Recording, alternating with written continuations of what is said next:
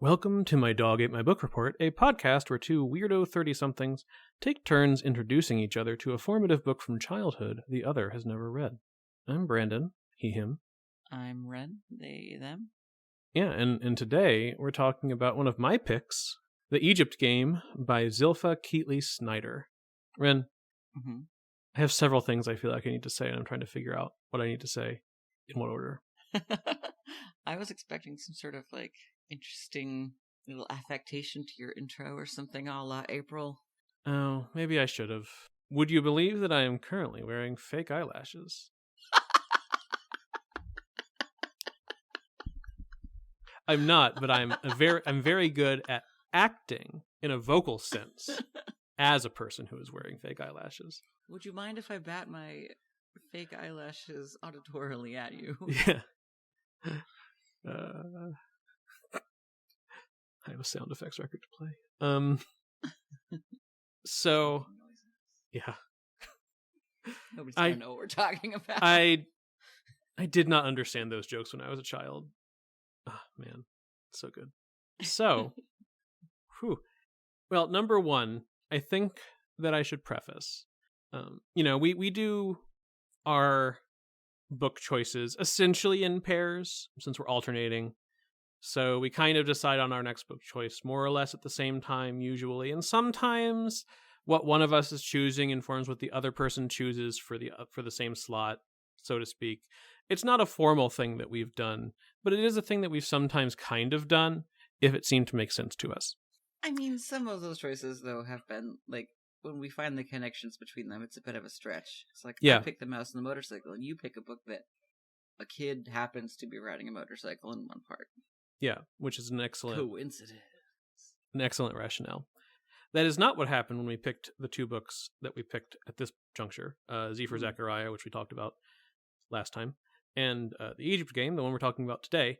But we did, I think, accidentally have a theme. I'm narrowing my eyes skeptically in your direction. The theme... You can hear that. Yeah, I can. Okay. The theme is that we both picked books that have some pretty dark content in them that we did not remember at all. Okay. They're not really on the same level, I suppose, but still, I did. We'll get there. Yeah. I suppose we should probably content warning then. I actually didn't think of a lot of things here aside from it is a book that maybe hasn't aged great in some ways because there's a lot of what could be called cultural appropriation in there. There's also a child murderer and the mention of murder of children. And that's the part I had no recollection of being anything to do with this book. Yeah, there's sort of a running theme of the adults are all worried about this child serial killer. Yeah. And it plays into the climax of the book. I was just I remember kids and they have this make-believe game about Egypt, and it made me want to have a make-believe game, and that was great. I did not recall that it ended because a child murderer tried to kill the protagonist. Tell us a little bit more about this protagonist. Oh, man. April. I did find a couple funny things here. I had a type. I've said this a lot, and I didn't realize it at the time being elementary school. In my head, I've always kind of thought of this book in largely the same category as From the Mixed Up Files of Mrs. Basil Frankweiler. I read this one first by a year or two. I can't remember if I read this in 3rd or 4th grade. Mixed Up Files was definitely 5th grade. But in my brain, the sort of feeling of positive regard I had for them was very similar. And I kind of felt like it was for similar reasons. Not that anybody in this book goes and runs away to Egypt, or even the Egyptian wing of a museum, but they do sneak away to Egypt. Yeah, there's some clandestine children creating their own little world, sort of. Also, both of these books have protagonists who are girls who are just the worst sometimes. Okay, hold on. This is some April slander, and I will not have it. Fine. Well, April's fine. So, the Egypt Game is the tale of 11-year-old April, who's the daughter of a presumably, she would have you believe, and I think she honestly believes, up-and-coming Hollywood actress. But her Hollywood actress mother is on tour or something with her new boyfriend, and so April is sent to live with her grandmother in Berkeley, California. Her grandmother, who she doesn't have a ton of a relationship with to begin with, even to the point that she calls her grandmother Caroline instead of grandma at the beginning. And April is just really ready for when her mother will come back and sweep her back to Hollywood. And until then, she is going to act like she's better than everybody, wear her hair up in like a Hollywood updo, wear fake eyelashes, talk about Hollywood all the time to all of the children at the school she now attends. And she is only saved from this ill-advised approach to life by one of her new neighbors and future bestie, Melanie, who pretty quickly intervenes because she realizes that school will eat April alive. April and Melanie discover, though, that they have a shared love for learning about archaeology and ancient stuff, and in particular, Egypt. And so their friendship blossoms around checking out all the books about Egypt from the library. Fairly soon, especially after the discovery of a disused yard behind an antique shop that is near the building where they live, this fascination becomes an ongoing imagination game that they call the Egypt game, where in that yard, with a bust of Nefertiti and a lot of other junk they over the time acquire, they have this ongoing story of their version of Egypt, adding to it rituals and history of their own. And also, as time goes on, more inhabitants. The third original Egyptian is Melanie's younger brother, Marshall. He's like 4. And the fourth original Egyptian is Marshall's stuffed octopus security. And then over time, they also recruit Elizabeth, who is a 9-year-old girl who moves into their building a little ways in. And then later on, a couple of boys from their class, named Toby and Ken. And so this shared imagination game continues until April almost gets kidnapped by a child murderer. And Egypt is sadly discovered by, people saving her from being kidnapped by a child murderer. The end. There's also like mysterious notes and things. Yeah, I mean, there's I ever since I sort of like just free-handed the Animorphs synopsis, I've decided that I need to avoid minutia at the synopsis stage. That is fair.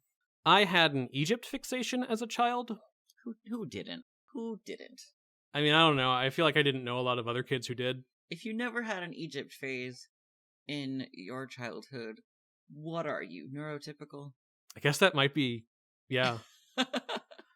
Well, because I have wondered, this is a minor digression, but a thing about me is that I was diagnosed with ADHD a few years ago as an adult.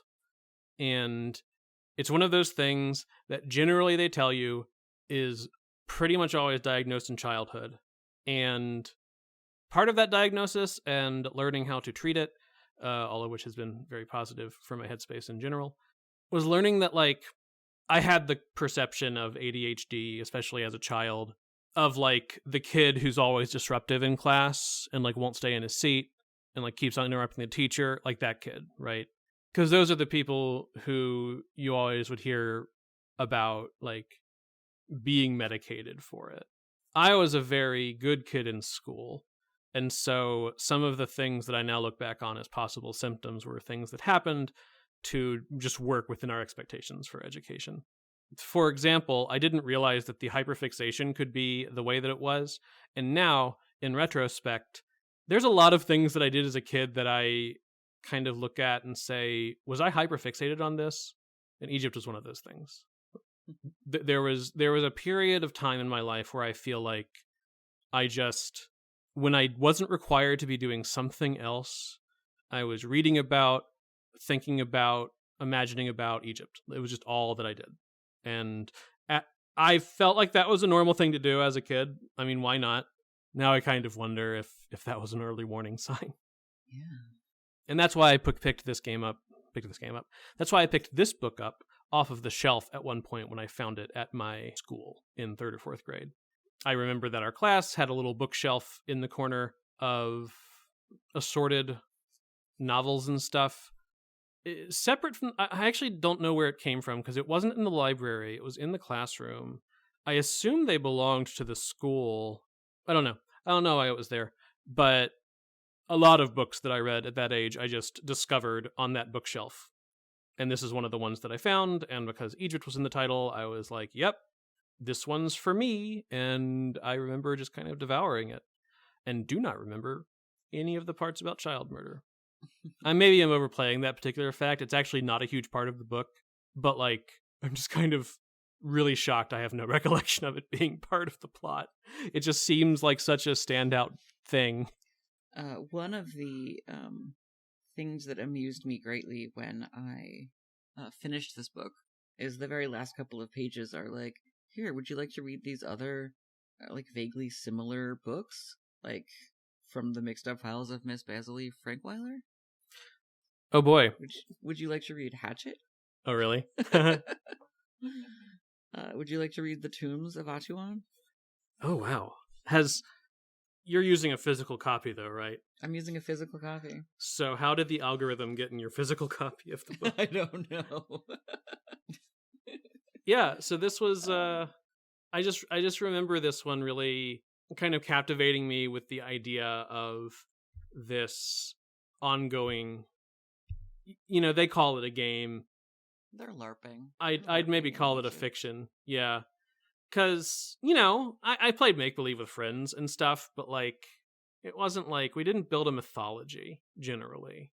And the idea of doing, like the characters in this book do, and having this world that is built up out of some, like, shared creativity and kept somewhat consistent over time. And, like, the fact that the kids stop sometimes and talk about what facts should be true or how some ritual ought to work. There's some stuff that I now recognize as yes and. See, I loved that. It made me think of when my younger siblings and I got hyperfixated on ancient Rome and like gladiator arenas as a small child. And we went off into the woods behind the house and dug out a gladiator pit and hit each other with sticks, like actual sticks made out of wood, because we were in the gladiator pit. There was a whole thing we arranged around this world of gladiators that we invented from watching a gladiator documentary. Yeah.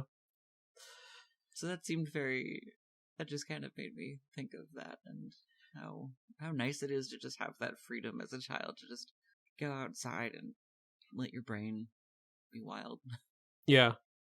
And I definitely remember a couple things that my friends and I would do around this age, and I'm not entirely sure whether it was before or after this book entered my life. So I can't say for sure to what degree some of it might have been inspired by this book, but I imagine some amount of it was. Some amount of the idea of an interconnected like series of play sessions over time.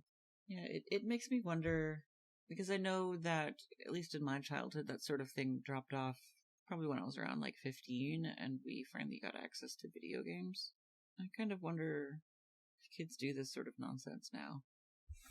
Yeah, I don't know. Like, we play Minecraft together and that's what we do.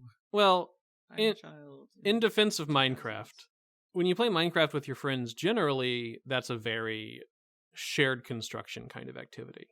I wasn't knocking Minecraft. I've never actually played Minecraft, but I definitely understand that there's a very like together make believe. Yeah. Thing. Yeah, I don't know. I definitely stopped doing this kind of stuff when I moved between 4th and 5th grade. I only moved across town, but it was far enough that it was a different school, and I was too far away from any of my friends to go play with them unless I convinced my parents to drive, half an hour to the other side of town, which of course didn't happen all that often. And that was after, like, my main friends in like 2nd through 4th grade lived a few houses up the street from me, so we just went outside and walked to each other's houses after school and could just hang out like every day pretty much. And I just didn't really make new friends of that sort at the new school. I made my new friends mostly through Animorphs and video games. And so that's kind of when my life definitely became, like, socially speaking, when I went over to a friend's house or vice versa, it was usually for video games. So we can talk a little bit about the book tends to call them the Egyptians, even though none of them are of Egyptian descent. Though they are multicultural. Yeah, I was actually really impressed by that. I have a good note when we get to the talking about the author and stuff. That I think kind of makes my heart happy. Sort of. Well, I want to go back to your April slander at the beginning. Yeah, let's talk about April. You said April is horrible, and I feel like that is just an awful thing to say. April's horrible at the beginning. She does get much better once she actually allows for Melanie to be her friend. I don't even think she's horrible. I mean, okay, so April has been shunted off to a almost stranger by this woman who clearly has done a terrible job raising her so far, such that, like, she has all of these, like, Hollywood affectations and things that she thinks are, like, the way to be a human. And she's lonely and sad because her mother keeps, like, brushing her off and clearly has no intention of ever, like, having her come live with her again. I think one of the real villains in this story is April's mother. Oh yeah, absolutely. I mean, the child murderer too, but mainly April's mom. Yeah. Yeah, no, like, I do like the character of April quite a lot, ultimately, because I think that her reason for being the way she is very understandable. And it's not like she's doing it out of malice. It's not like she's putting on fake eyelashes because she, I don't know, has some sort of nefarious intent. She puts them on because she's used to being in Hollywood, where everyone is fake and weird. And so she's doing what she thinks is right. I mean, at the beginning, she is very much kind of, like, keeping all of the other kids around her at arm's length on the basis of at least appearing to be, like, used to higher society than this, like, podunk little school she's in now. And yeah, that's probably, to a certain degree, a defense mechanism more than genuine arrogance or something. But I think you could read it as a defense mechanism, and I think you could also read it as, this is just how this girl was taught to act around people in a place like Hollywood. Yeah. Like, act like you're more important and better than everyone, because everyone's trying to be more important than everyone. Yeah. Yeah, and we never do actually meet Dorothea, her mom, and we never do actually go to Hollywood, so we're not super sure of some of the facts of the case versus what April believes because she's been misled or raised a certain way. But April gets over the Hollywood thing over time. Yeah. For her, the arc is definitely, at first, it's dropping the affectation and just, like, actually genuinely engaging with Melanie and then other kids. And then by the end, it's deciding she doesn't want to go back to Hollywood, or at least go back to be with her mother. Well, her mother doesn't explicitly invite her to come back. Her mother invites her for a visit for a few days. Yeah, but if she had gotten that letter at the beginning of the book, she would have immediately gone in hopes that she would then just stay there, right? Yeah. And I loved how in the kind of, like, screw you, I'm hanging out with my grandma now letter, she calls grandma, and she calls her mother Dorothea. So it's like she's reversed the thing. It's like I'm disrespecting you. It was for those listening who may not have read this book, in the interim, between when this Dorothea horrible mother drops off her child with her mother to just, shunt all responsibility, she goes and gets married. Doesn't invite her daughter to the wedding, or her own mother for that matter.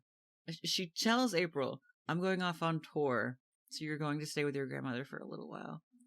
Meanwhile, she comes back from tour, doesn't say anything for a while, and April just sort of finds out that her mother's been back. It's just awful. Yeah. Dorothy's terrible. She is. She's definitely the emotional villain here. Speaking of villains, I realized that the book. So I kind of was playing this trying to outsmart the author thing. Mm-hmm. Trying to figure out who the child murderer was. Mm-hmm. I think the book wants you to think that maybe it's the old man who owns the antique shop. The professor. And I'm like, there's no way it's actually the old man, because that's too obvious. That's just what, the book wants us to maybe be thinking. Because we know he's creepily watching them. Yeah, the very beginning of the book is actually from his perspective, and or it's not first person, but it's with him as he watches April and Melanie discover the backyard of his shop. And so I was like, of course it's not him. But then I go, and my copy of the book has these great illustrations. I don't know if yours did. Yes. And the very first page of my copy has the old man in the antique shop just looking like the creepiest creeper. And I'm like, wait a minute, maybe it is him. Because it's not the first page in the first chapter. It's the literal first page of this book. You open the book, there's that, and then there's the title of this book, also by this author, introduction. So you forget about that picture until you accidentally open it with your thumb one day and you're like, oh god, that picture's creepy. Maybe it really is him. Yeah. It establishes him in the beginning and then he's never mentioned again, really. Oh my god, it might be him. Yeah, it establishes him at the beginning, and April does briefly go into his shop early on and has a short exchange with him, because she sees some stuff that he has that is from Egypt, and he tells her a little about it, and that's kind of what gets the ball rolling on her going and learning about Egypt and stuff like that. But yeah, then he just kind of vanishes for a while, except as we come to find out, the best part, Marshall knew he was watching the entire time. Yeah, so about halfway through the book, Marshall says something really cryptic, because they're like, we don't want Egypt to be invaded by any strangers. And Marshall just says, oh, it's already been invaded. And then it just doesn't address why he said that for a while. And I'm just like, excuse me, Marshall, come again? What? Marshall's great. He's one of those just young child characters. He's 4 years old. It's made a point of that he doesn't really behave that much like a 4-year-old. In particular, that he doesn't tend to talk very much or be an active participant in the game. But when he does talk, it's kind of eloquent and insightful in a way. And so the other characters often just kind of don't really put a lot of stock in what Marshall actually says, because they're busy in their fantasy world that they know that he is only kind of intermittently involved in. Marshall's usually there because of Melanie, his older sister, and April's best friend, pretty much, once they get going, and is pretty equally engaged in the entire project of the Egypt game, and just has to watch Marshall a lot. And so he comes too. I liked the boys. I was worried when their last two additions to the Egypt gang, as they call themselves, are Toby and Ken, who invaded. Basically, they followed them at one point. Yeah, on Halloween. They followed them on Halloween, piled boxes up in the alley and just watched them over the fence for like an hour, it seemed, and then jumped down and scared the crap out of them. And they were like, hey.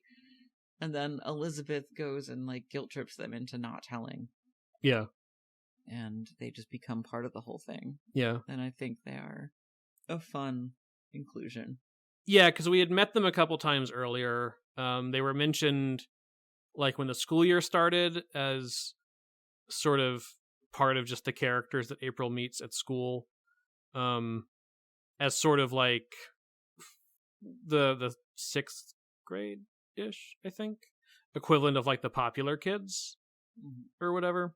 And then they encountered them a little earlier on Halloween night, and there's just this antagonism between them and April and Melanie, which a lot boils down to kind of none of them are quite the age where you are yet permitted to mingle with children of the opposite sex because they're all gross. Yeah. Toby is super here for it. Toby dives in with like a lot of ideas of how to expand the game and new things to do with the game. Ken is just sort of also there. Oh, and you mentioned Elizabeth. She is also there. Yeah, I think she's kind of given the least to do or be. Yeah. I don't think there's ever a chapter that's like from her perspective. She and Ken don't get chapters from their perspective.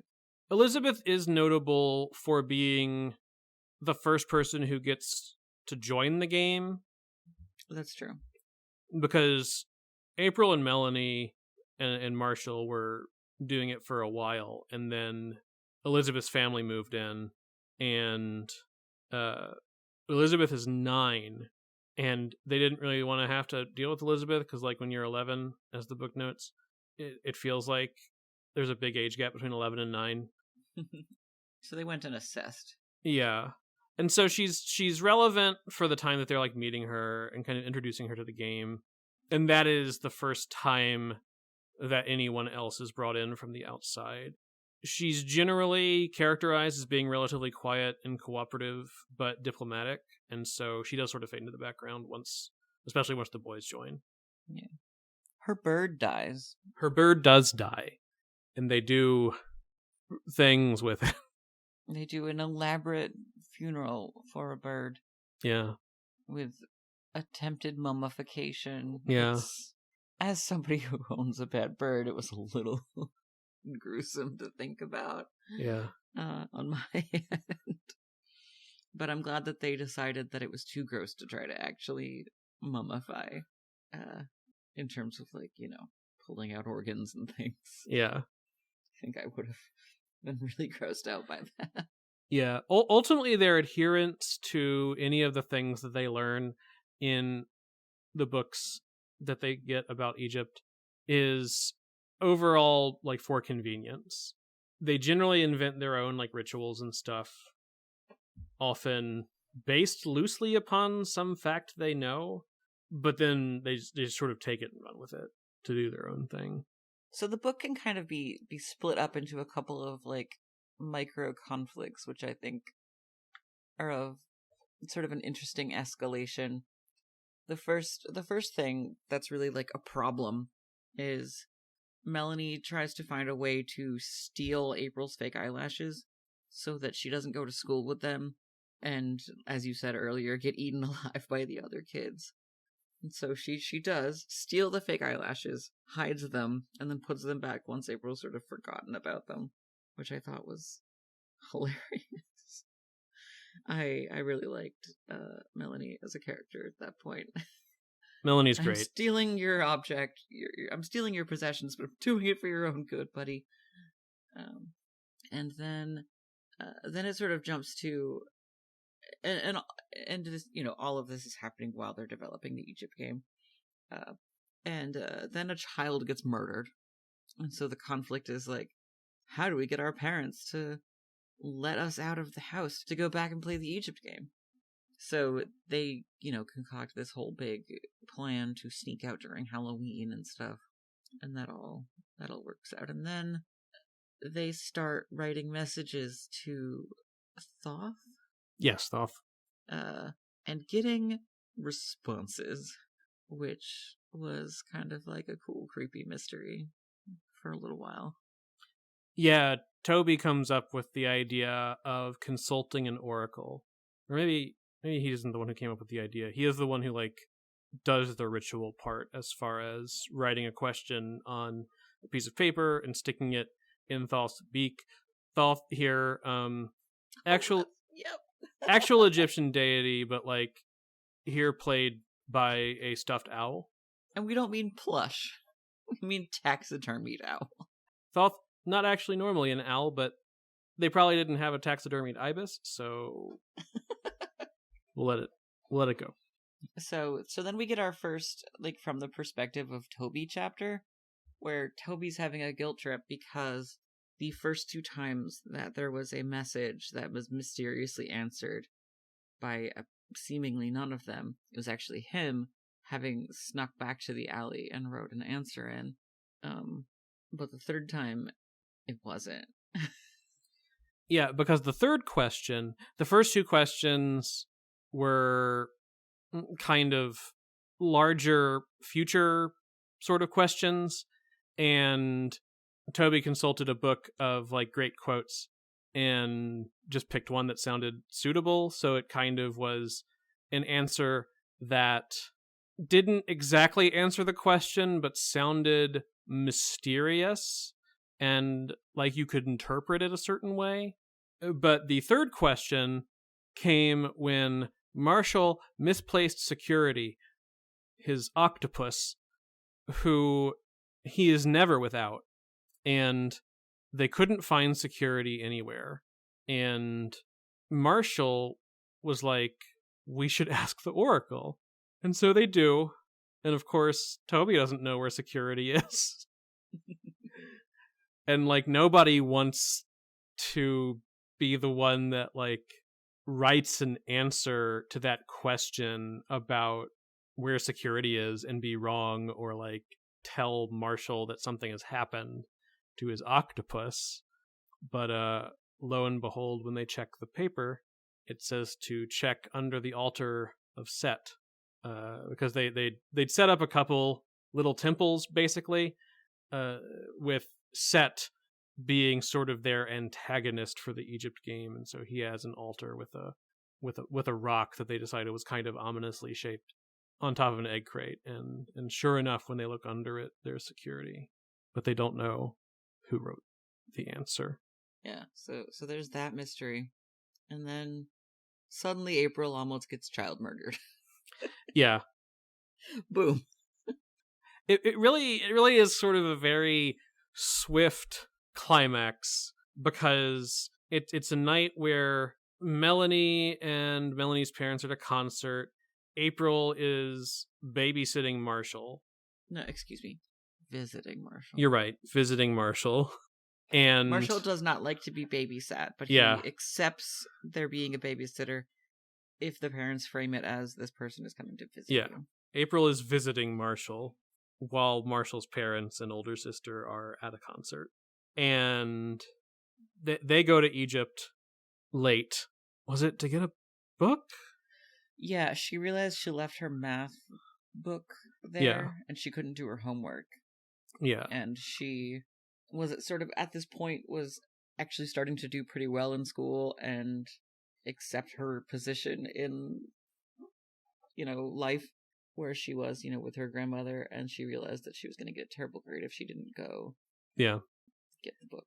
Yeah, and so they go to Egypt to get the book, and it's after dark. It's not a time they would normally be going to Egypt at all, and didn't warrant telling any of the others because she expected to just be in and out pretty quick. But when she went into the yard and found her book, she then got grabbed from behind, and it seemed like she was going to get kidnapped.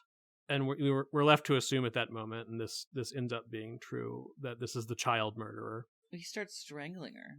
And she is rescued by the professor, who has been watching, like, breaking open his window and crying for help. And that's how we learn ultimately that the professor was watching them the entire time, because I believe the police ask Marshall what he saw, and Marshall identifies the professor as the guy that's always watching through the window. Yeah. As being like the guy Real who helpful saved April, not the guy who was trying to kidnap April or kill April. Yeah.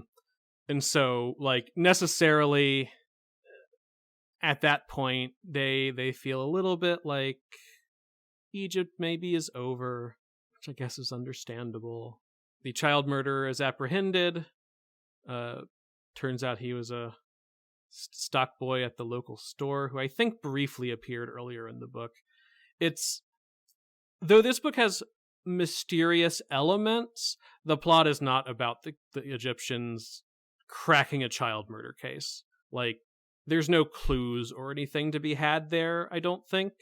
It's never anything that they concern themselves with any more than just when it causes them inconvenience as far as their parents not letting them out. Yeah. It's just sort of what amounts to the climax of the book, and the thing that kind of reveals that other people know about Egypt, and also gives some, kind of traumatic experience to that particular location that maybe people don't want to repeat. And also is a big emotional moment for April to kind of, I think, reassess her relationships with all the people involved, and like realize that she's built this life here where she is very attached to her grandmother now, and she does have all of these really great friends, and she doesn't necessarily miss Hollywood anymore. Yeah, the thing that I found very interesting is when that's all happening in the police station and stuff, I'm like, okay, this is how she's gonna go home. The mother's gonna find out that she almost got child murdered. But then it turns out later that she asked her grandmother to not tell the mother about anything that happened. Presumably because I think April might have realized that maybe that would happen and she didn't want to go. Yeah, we're never directly told that, but April turning down the chance to visit is kind of the clearest statement we get that April no longer really wants to go back to Hollywood with her mother. This thing that she spent a lot of the early part of the book not just wanting but expecting was a foregone conclusion, that just any day her mother would show up to take her back. She now no longer even wants that. There's definitely elements that as I was reading I was like, so this is probably a little problematic now, especially when they're assigning all of this like new context to Egyptian deities and stuff, like Set being the evil god, which is not really accurate to the mythology. But as appropriation goes, I was expecting a lot worse, frankly, from just not having read this book in years, and I was kind of just expecting to come into it and it just be kind of like a lot of like clumsy appropriation or something. Yeah, I felt like it was fairly tame, honestly. It was just, kids kind of simplifying Egyptology for their own purposes. They used real history and stuff that they learned as a springboard for an imagination game that wasn't necessarily about trying to recreate Egypt like in any way that they thought was accurate necessarily. I think they clearly didn't think that they were acting just like real ancient Egyptians, right? But it was just sort of the beginning for this shared world they built. But the stuff that they brought to it was always the stuff that ultimately was more important. I'm not sure how that statement of, she didn't do so terrible with the appropriation holds up when it comes to the sequel. Yeah, I just the sequel exists and I don't want to know about it anymore. So let's talk a little bit about the background of this book. Zilpha Keatley Snyder was a teacher and author of 46 holy moly books ultimately. She's gonna give Stephen King a run for his money. Well, she's past the last turn of the game. Oh, yeah, that makes sense.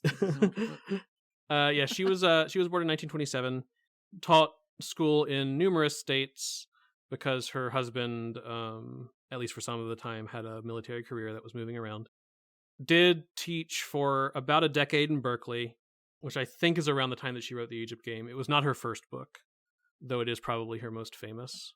The characters, certainly in this book, but I think I got the vibe in other books too, were in various ways based upon children she had taught.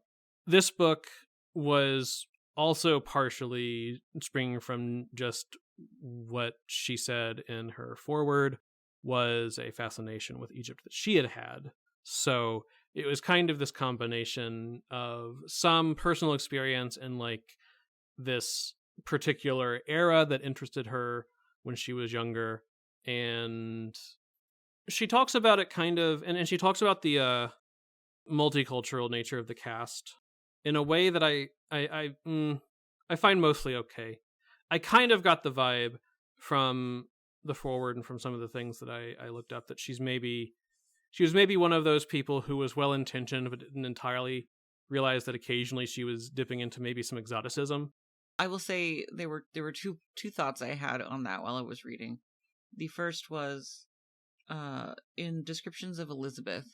Yeah, for sure. In particular, when she is able to sort of like demurely sweet talk the boys into not ratting them out, I felt like there was a little bit of like uncomfortable description of how Elizabeth was able to sort of like, I don't know, it just made me feel a little weird the way that she described it. And specifically, I should state that Elizabeth was an Asian character. Yeah. So, like, describing her as, like, tiny and demure is sort of a little bit of a stereotype. Yeah, and she mentioned the shape of her eyes a couple times in a way that I thought was, like, maybe a little bit fixated. Now, to be sure, we've talked about numerous books on this podcast by now that either had, like, really bad racial stereotypes in them or only didn't have those things because somebody edited the book before we got to it. That's true. And that is not the case with this book. I think that Snyder was genuinely invested, from what I've read, in celebrating the diversity of the kids that she had taught. Because the Egyptians, all told, April is some unspecified white. Melanie and Marshall are both black. Elizabeth and Ken are both Asian of some persuasion. I think Ken was Japanese, and I think that it was not made clear where Elizabeth's family was from. Ken was Japanese, and Toby was nebulously Hispanic. His last name was like Aguilar. I don't think any of the characters, any of the children at least, were meant to be like immigrants. They all seem to be American kids of this descent. But ultimately, for the most part, the race of the characters is not something that is integral to the plot, but it is there and is a thing that Snyder did on purpose because this was drawing from experience she had had with teaching classes of children in places that are very diverse in terms of racial and cultural origin. And I think that she had the best of intentions in the way that she was depicting that stuff, even if some of it, in some cases, feels a little bit uncomfortable to us now. Yeah, once I was done being relieved that there wasn't any, like, outright... I mean, I guess it's hard to say whether or not there was any tokenizing, because it's kind of a, she got one of many different types of folks. It was an impressive mix of backgrounds, and I wasn't expecting that in a book from this era. Well, and here's the thing that actually made me feel way better about it, but also disappointed. Disney wanted to option this book.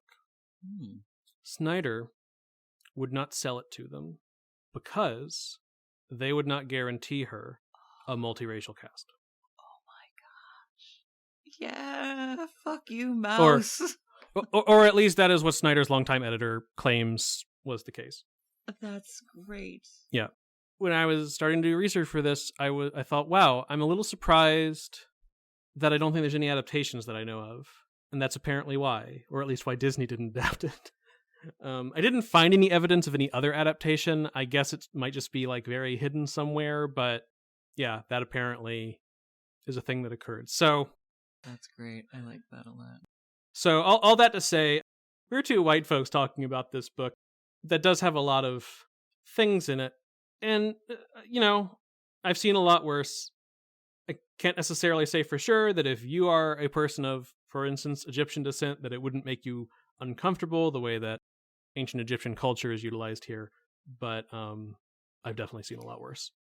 That's true. I suppose there could be something to say for the fact that, well, yes, she got Asian characters and Black characters and etc., but there's no Middle Eastern characters. Would you be surprised to know that this book is challenged in schools with some regularity? See, I'm not surprised because... You want to guess why? Okay, hold on. I'm going to make a guess. I'm going to guess that the real reason is the multiculturalism, but it's not the reason they say. The reason they say is because it depicts a absentee mother. I did not find any evidence that was a reason that it was challenged. Well, like in Hatchet, that was challenged a lot because of the mother being depicted as bad for cheating on the father. Interesting. The primary reason that this book is challenged is for its depiction of rituals. Oh, for fuck's sake. Which, of course, I think we need to understand that there's the implicit non-Christian rituals in that challenge. Like, for sure. I need to write in our show notes that this is an episode I'm going to have to flag as explicit because I know that I've sworn several times. That's some bullshit. It seems like it's not challenged as often as some other things we talked about, certainly. I did find some evidence that there was at least, like, a measure of chatter about how suitable it was for children of the age it's presumably for because of the child murder part. But from what I found, it seemed like when it's challenged as far as being available in schools, it's got more to do with the ritualistic stuff.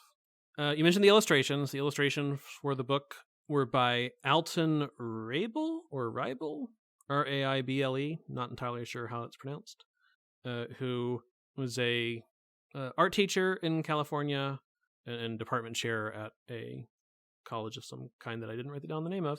Illustrated many of Snyder's books, as well as doing illustrations for other children's books and other art things. His work, aside from being in children's books, was probably what he's best known for. He's also had paintings exhibited at various places, including the Smithsonian Institution. So, a person of some repute. And I like them a lot. Yeah, I like the illustrations. Yeah. They have a very particular style that I think is a little bit hard to put my finger on how to describe it. But I think to your point earlier, like, there is a certain eeriness, maybe. Yeah. As I said earlier, Snyder wrote 46 books. Most, if not all of them, were children's books by the time of her death in 2014. And we can't say the title of the sequel to the sequel to this came out. This book was in 1968. The sequel didn't come out until 1997. Follows from the last line of this book, and it's the same format of title, but with Egypt replaced with a slur for the Romani people. So yeah, not super wild that it was published in the late 90s without a problem, but that doesn't mean we shouldn't be a little critical of the decision now. Maybe someday they will give it a different title and republish it or something. I don't know. Have you read it? I have not. I did not know it existed until I Googled this book to do for the podcast. I would have read this book a few years prior to that, so it wouldn't have existed when I read this book. And it just never occurred to me that there would have been a sequel, and I just never looked. This book was a Newbery Honor recipient. It did not win because it was the same year as From the Mixed Up Files of Mrs. Basil E. Frankweiler. And I did not realize they were literally in the same year. Two books that I read at close to the same age, loved for many of the same reasons. They were literally in the same year. And only one of them could be the Newbery Medal winner. Yeah. The last note that I have is that I did think it was interesting. I found an article from the American Journal of Play from an issue in 2018 where a games scholar named Kathleen Martin suggested that the Egypt game and some other similar children's books that depict this sort of ongoing imaginative play ought to be also considered in talking about the history of role-playing games. This book did predate D&D by a little bit. The assertion is not that like the Egypt game was a direct influence on Dungeons and Dragons or anything, because there's no evidence that that's the case, even though, who knows, Gygax had kids. But that the oftentimes discussion of role-playing games and in the development of role-playing games as a form cite literary origins with like Tolkien and stuff, the stuff that is medieval fantasy, but not necessarily about how the game is played, just like what the game is about, right? Mm-hmm. Whereas some books for children, with the Egypt game being a very good example, do depict this like more formalized play pattern of a shared created narrative. Not because they invented that, but because kids do that. Yeah. I'm trying to think of if I would have liked this book when I was your age. When I was your age, yeah. Would I have liked this book 2 years ago? No. The age you were when you read this, and I think I might have. It's hard to say. I think I would have been drawn to the fact that they set this whole thing up in this abandoned, sort of secluded lot that they have to crawl through a hole to get in. I think that would have struck me as like very Secret Garden-y, which I think I would have liked. Yeah. And the fact that they like keep Egypt a secret. Yeah, I think I would have liked that aspect of things. I didn't really go for mysteries too much as a kid, but I think that the mystery of who wrote the notes sort of pops up as being a mystery so much later into the book that I think I might have just been sucked in by then. Yeah, I contemplated for myself whether I would call this a mystery from a genre perspective. It has mysterious elements, but like there's no overarching mystery plot. And even the mystery of who wrote the answer about where security is, that mystery is introduced and resolved within a chapter or two. It's not a thing that the characters spend time trying to solve. Yeah, I'm not sure what genre I would put this book in. If somebody told me it was a mystery and I read it, I would probably be a little bit like, I didn't expect this. Though it does have mysterious elements. I mean, it's I guess it's sort of drama, like a children's drama, because there is a lot of character stuff going on. Like all of the characters, and particularly April, the way that they're coping with like difficulties in their lives through the Egypt game is pretty constantly a part of the book, Yeah. So yeah, it's tricky. It's tricky to categorize, I think. What how many pages do you think you want to give this particular book? Oh, I don't know. I liked it, but it was kind of like a benign I feel like the thing that this book might be lacking for me is a little bit of humor. There just wasn't a lot. Was there anything in this book that like made me laugh?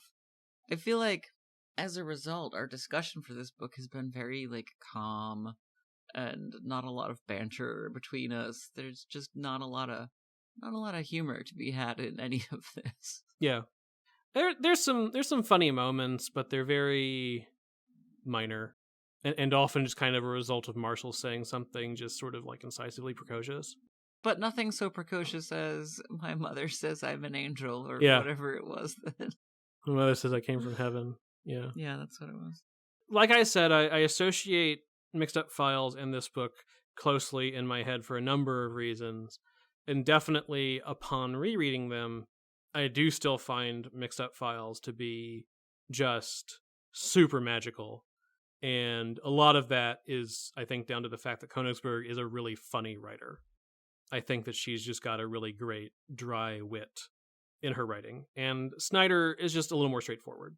Yeah, so it was just like a nice, pleasant book, and I'm very happy for the old man shopkeeper who sort of like ultimately gets back his lust for life from watching these kids playing make-believe. I don't think we talked about that at all. That was the resolution. The shopkeeper was a sad, depressed, but kindly old man. Anyway, I'm going to say, like, I think I give this one, like, a 3 peaches. I was going to go 3.5. Yeah. I enjoyed reading it. It was nice. There were parts that I really liked. There were parts that I did wish there was a little more urgency or drive or something, and I think some of that is down to, like, as you said, the writing just doesn't have as much humor or something in it as some things do, to kind of keep those parts where there's not a lot going on to be, like, an entertaining read. I definitely understand why it really drew me in as a kid. It just doesn't do that as much for me as an adult. So yeah, that's our episode about the Egypt game. Well, thank you for introducing me. Oh, you're quite welcome. I'm just glad that it wasn't a really uncomfortable read. I was very concerned that this was going to just be an excruciating glimpse at white lady writes about Middle Eastern culture. Yeah. It was definitely refreshing after Z for Zachariah. Well, so next episode is one of our fated increment of 5s. So I have enlisted a friend to come introduce us to a book that she has read that neither of us have. So stay tuned. I don't know why that was so awkward for me to get out there. Are we keeping it a secret? I don't know. The book in question is Roll of Thunder, Hear My Cry by Mildred D. Taylor. A book that is not so light and pleasant, but very good, I think. Shh. We're not supposed to give away the secret that we actually recorded that episode before this one. Oh yeah, you're right. We need to keep that secret. You're ruining how the sausage is made or yeah. Something Hamilton quote. A book that is, I guess, about weather. I assume a meteorologist. The jig is up. It's fine. We've already read it. We recorded that last week just because, with a guest, you've got to schedule things differently. Schedules. But, woo. Yeah. It's a good discussion. You should come back for it. But it is a heavy discussion, so.